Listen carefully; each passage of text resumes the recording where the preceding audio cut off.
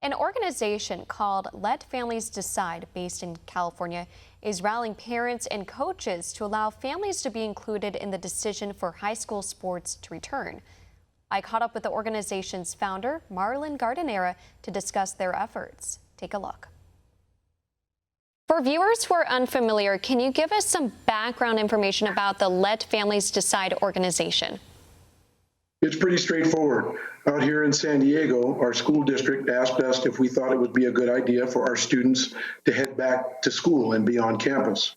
And families overwhelmingly decided that they want their children active and their physical and mental health taken into consideration to get them going again.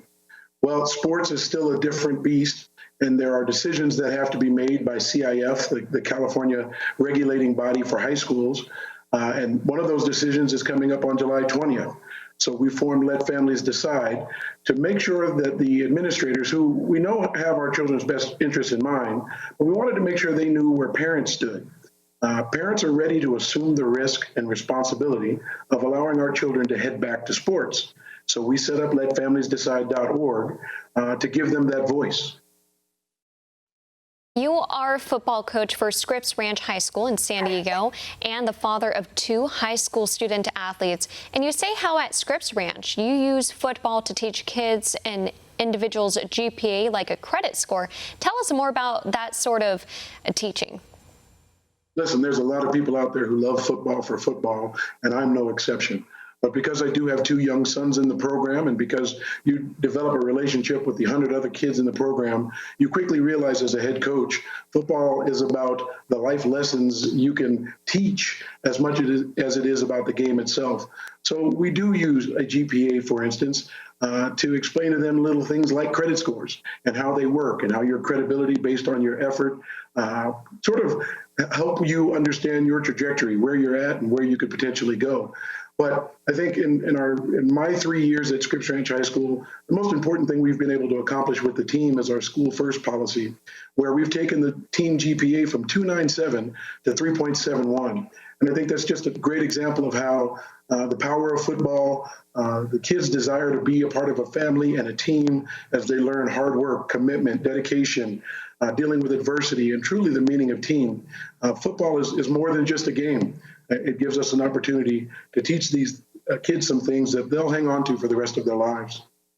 That's quite a jump from 2.97 to 3.71. Now, let me ask you, we know professional sports leagues such as the NBA and MLB are resuming their seasons with officials taking extra precautions.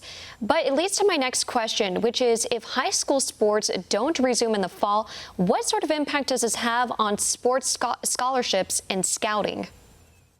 You know, that one is actually a little bit personal. My 16-year-old son is a pretty highly acclaimed running back here in San Diego County.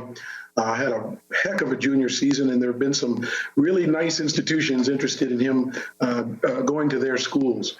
2 in particular, Penn and Columbia, have shown sincere interest in my son, but with them not potentially playing, he could be trying to walk into impacted classes where if they don't play and they have seniors who hold over or redshirt and get an additional year, there may not be room or opportunities for him at schools like that. So for my son personally, he could lose out on an Ivy League education because the teams may not be playing and the fallout from that. It's really interesting to hear your perspective, especially since I'm assuming that your son played football throughout high school and, as you said, is a widely acclaimed running back. So it'll be interesting to see how all this plays out. Again, that decision is supposed to be made Monday. And for our viewers watching, you can go to letfamiliesdecide.org. Marlon Gardinera, the founder of Let Families Decide, thank you so much again for your insight and input. Thank you so much for having us. Want to see more videos like this? Click on the link below and subscribe to One American News on YouTube, and call your cable provider and kindly demand that One American News is added to your lineup. Call and subscribe today.